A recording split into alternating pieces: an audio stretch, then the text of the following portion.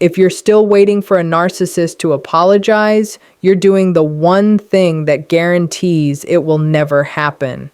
But there is one unexpected move that can push them closer to an apology. And it has nothing to do with begging, explaining, or proving your pain. Most people believe if they say the right words, show enough hurt, or stay calm long enough, the narcissist will finally get it. They won't. Narcissists do not apologize because they suddenly develop empathy.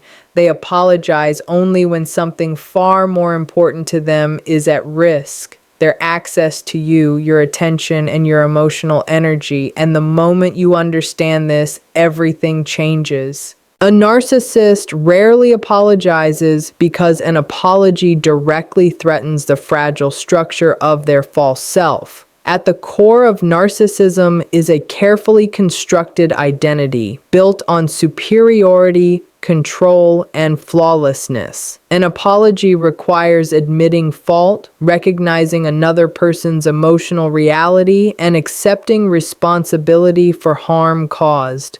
For a narcissist, this is not just uncomfortable, it feels annihilating. Admitting wrongdoing cracks the image they work relentlessly to protect, both internally and externally. Instead of seeing mistakes as normal human experiences, they experience them as evidence of weakness, shame, and exposure.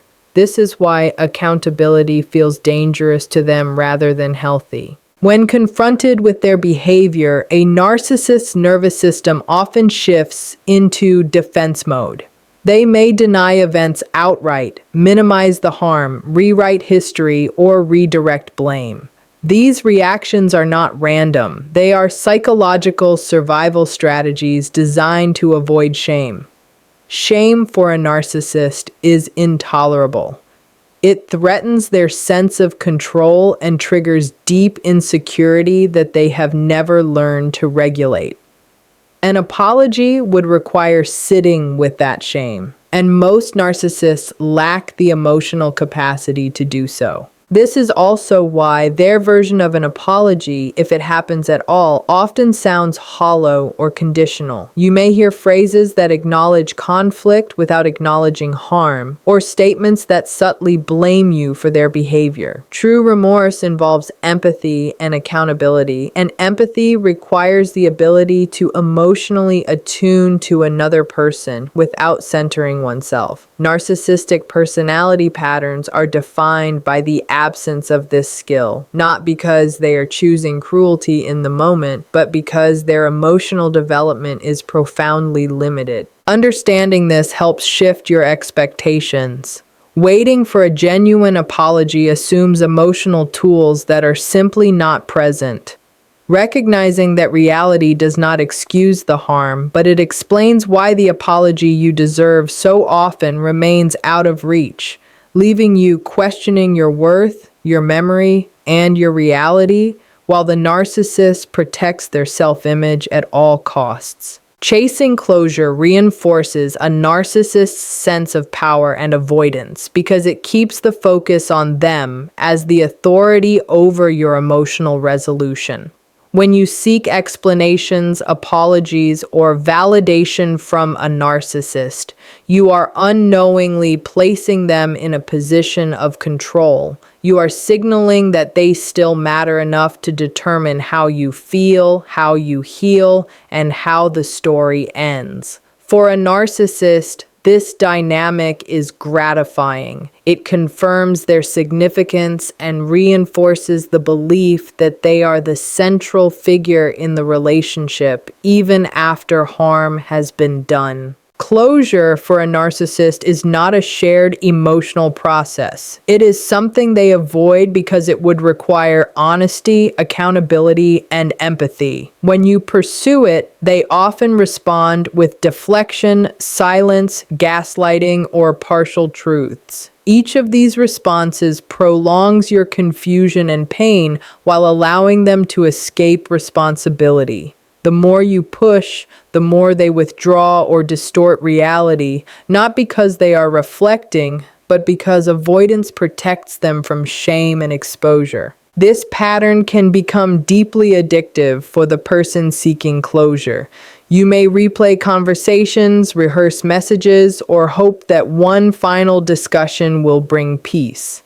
In reality, the chase itself keeps you emotionally tied to the narcissist. Your energy remains invested, your nervous system stays activated, and your healing is delayed. Meanwhile, the narcissist benefits from knowing they still occupy space in your mind. What feels like persistence on your part often reads as permission to them, permission to stay evasive, permission to rewrite the narrative, permission to never fully own the damage they caused. The absence of closure becomes another form of control, where unanswered questions keep you emotionally engaged while they remain unaccountable. Letting go of the pursuit of closure does not mean what happened was acceptable. It means you stop outsourcing your healing to someone who lacks the capacity to provide it. When closure comes from within, the power dynamic shifts. The narcissist loses their role as gatekeeper of your peace, and the cycle of avoidance and control begins to collapse as your focus returns to your own emotional reality and self-trust. For a narcissist, an apology is rarely about empathy or understanding your pain. It is about control, image, and self-preservation. When they say, "I'm sorry," it is often strategic rather than heartfelt. The words are used to manage perceptions, repair their reputation, or regain access to something they value. This could be admiration, attention, emotional labor, or the ability to maintain dominance in the relationship. The apology becomes a tool, not an expression of remorse. Narcissists are highly attuned to how they are seen by others. Their self-esteem depends on external validation, so when their image is threatened, an apology may suddenly appear. This can happen if they fear losing social standing, being exposed, or permanently losing you as a source of supply. In these moments, the apology serves as damage control. It is designed to calm the situation, smooth over conflict, and restore balance in their favor, not to repair emotional harm. This is why many narcissistic apologies feel confusing. They may come long after the incident, when the emotional impact on you has already settled, or they may appear only when you pull away. The timing reveals the motive. If the apology arrives when they sense loss of control, it is a response to their discomfort, not yours. Often, these apologies lack specificity. They avoid naming the behavior, the impact, or your feelings. Instead, they focus on ending the tension quickly or shifting the narrative. In some cases, the apology may even be followed by subtle blame, minimization, or expectations that you immediately move on. This keeps the narcissist in a position of authority while appearing reasonable on the surface. Understanding this pattern protects you from misinterpreting words as change. Recognizing that a narcissist's apology is about self-interest rather than empathy allows you to stop assigning it healing power. Words without accountability do not restore trust. When you see the apology for what it is, you are less likely to be pulled back into cycles of hope and disappointment. Your clarity becomes a form of emotional protection, helping you respond with awareness instead of longing for validation that was never the goal of their apology. Silence and emotional detachment disrupt narcissistic patterns because narcissistic behavior depends on reaction. A narcissist is conditioned to provoke emotional responses, whether that response is anger, sadness, confusion, or pleading. Any strong emotion confirms relevance and control. When you argue, explain, defend, or seek understanding, the narcissist remains centered and energized by the interaction. Silence removes that fuel. Emotional detachment removes the payoff. Without an audience, their usual tactics lose effectiveness. When you stop reacting, the dynamic shifts in a way that feels deeply unsettling to a narcissist. They rely on predictable emotional feedback to regulate their own fragile self-esteem. Your detachment creates a void they are not equipped to tolerate. This is why silence often triggers escalation at first. You may see sudden kindness, dramatic apologies, anger, guilt-tripping, or attempts to provoke jealousy. These behaviors are not signs of reflection. They are attempts to reestablish the old pattern where your emotions are accessible and controllable. Emotional detachment does not mean you feel nothing. It means you stop performing your emotions for someone who weaponizes them. Internally, you may still feel hurt, confused, or angry, but you no longer offer those feelings as leverage. This boundary interrupts the narcissist's ability to manipulate reality. They can no longer test your limits through emotional baiting or rewrite events through reaction-based conversations. Over time, silence forces a narcissist to confront a reality they avoid. Their influence is diminishing. They are no longer the emotional center of the relationship. This can lead to one of two outcomes. Either they disengage and seek validation elsewhere, or they attempt to regain control through surface-level accountability, including sudden apologies. The key difference is that the apology emerges only after the emotional supply is disrupted, not while it is freely available. For you, detachment restores nervous system stability. Your body begins to exit survival mode.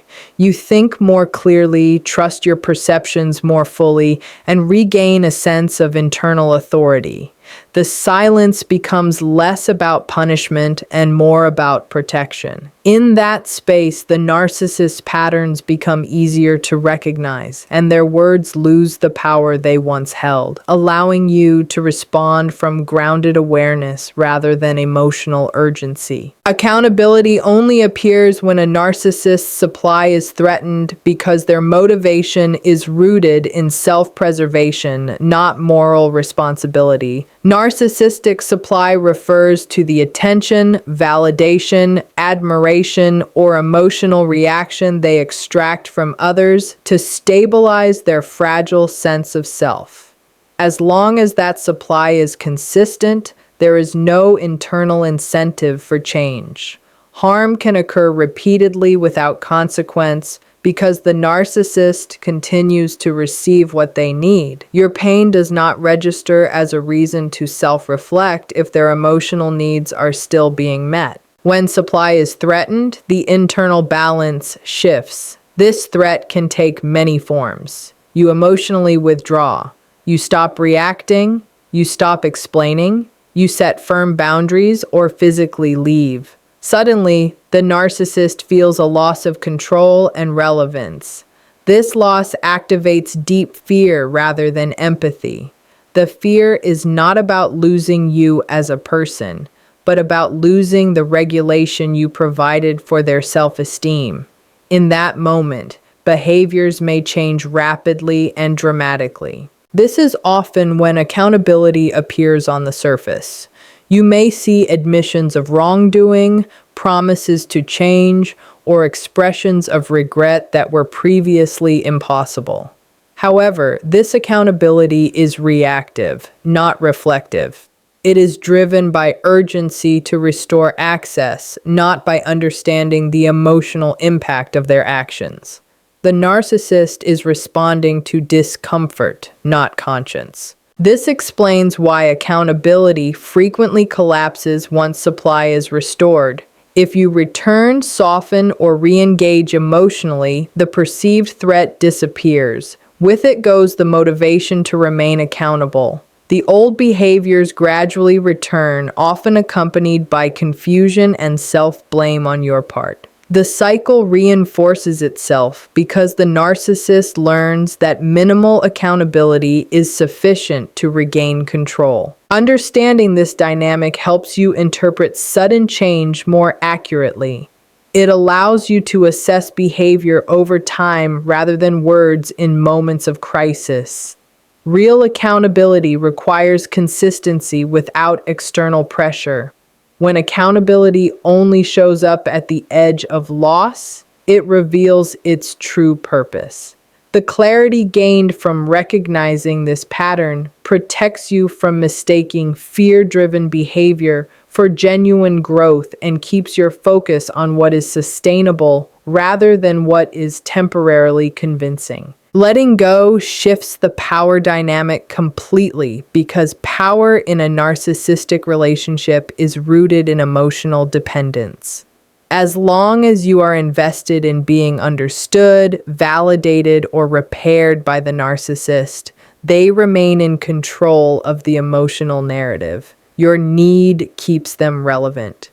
Your hope keeps them central. Letting go quietly removes them from that position without confrontation, which is precisely what destabilizes the dynamic. For the narcissist, power comes from being needed, reacted to, and emotionally prioritized.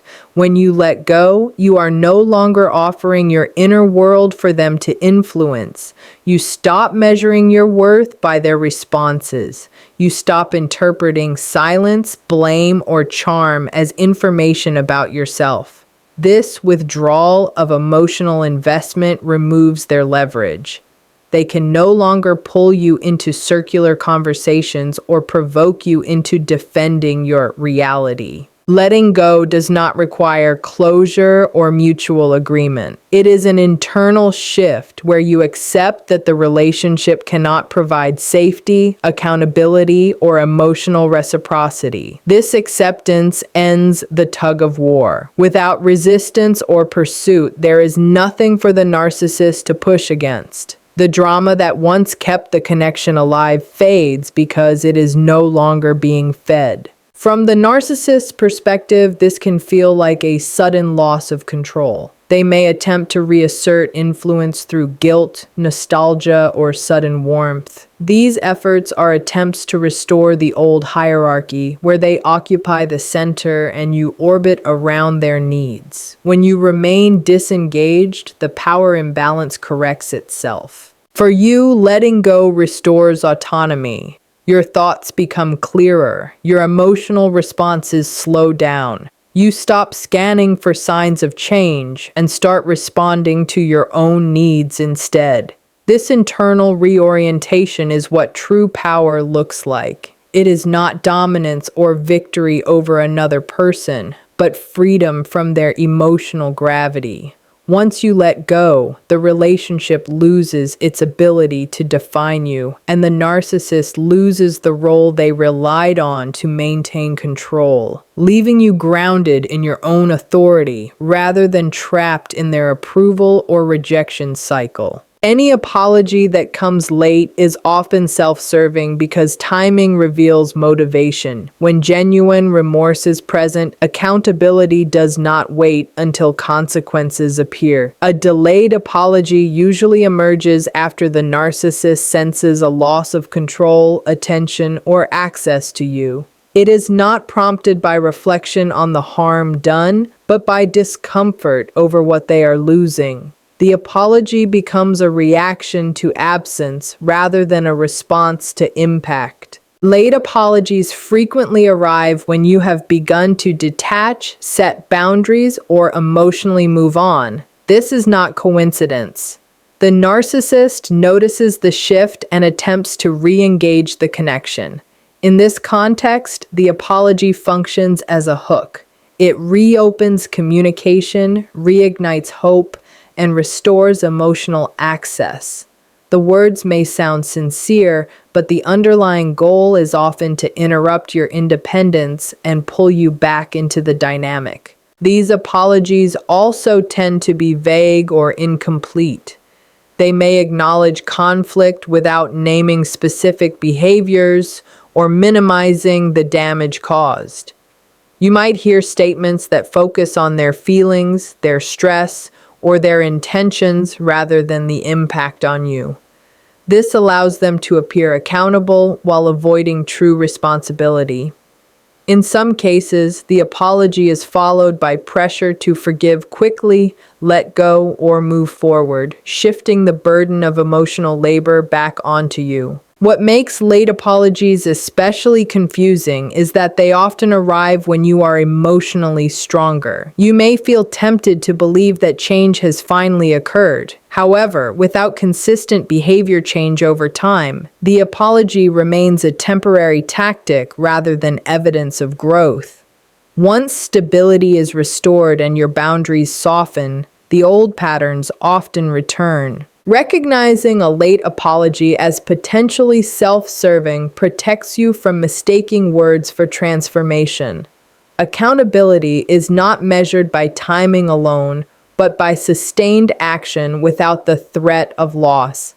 When an apology appears only after you pull away, it is important to assess whether it serves your healing or their need to regain control, allowing you to respond with discernment rather than emotional reflex. Your healing matters more than their words because recovery from narcissistic harm is an internal process, not something that can be granted by another person. When you center your healing around an apology, you place your emotional progress in the hands of someone who has already demonstrated a lack of empathy and accountability. This keeps you waiting, scanning, and hoping, which prolongs the impact of the harm rather than resolving it. Narcissistic relationships condition you to prioritize the other person's reactions over your own emotional reality.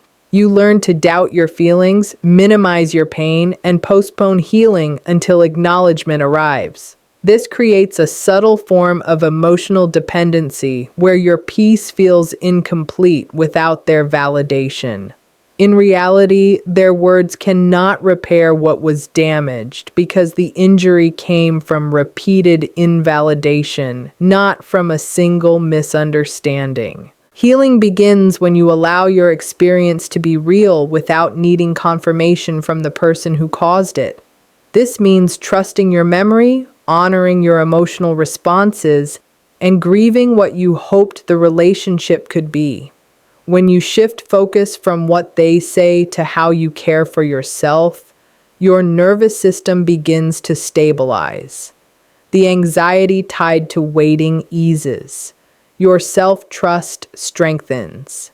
Your identity starts to separate from the dynamic that once defined you. Words without sustained change do not create safety. Even a perfectly worded apology cannot undo patterns of manipulation, emotional neglect, or psychological harm. Healing requires consistency, boundaries, and self-compassion, not explanations from someone who benefited from your self-doubt. When you prioritize your own recovery, the apology loses its imagined power. This shift does not erase what happened, but it changes your relationship to it. You are no longer measuring progress by their behavior or sincerity.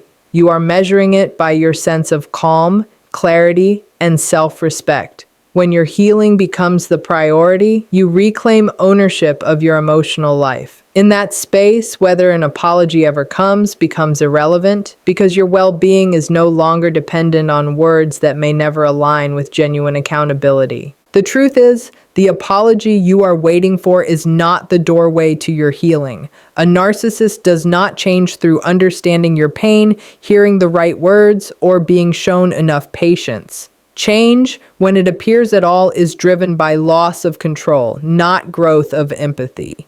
When you stop chasing closure, stop reacting, and stop centering your healing on their acknowledgement, the power dynamic shifts in your favor. The most transformative act is not forcing accountability, but reclaiming your emotional autonomy. Silence, detachment, and letting go are not punishments. They are protections. They free you from cycles of hope and disappointment and return your focus to what truly matters: your stability, clarity, and self-respect.